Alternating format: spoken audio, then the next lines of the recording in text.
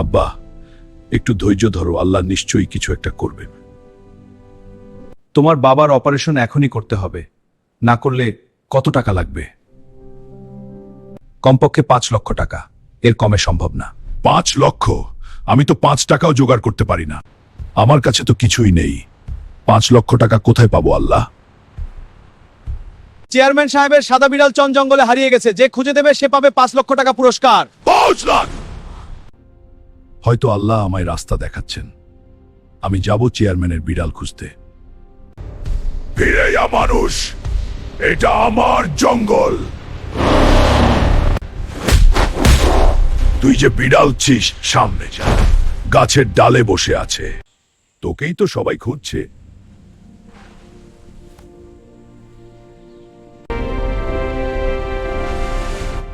বাবা, আব্বা, তুমি বেঁচে গেছো তার।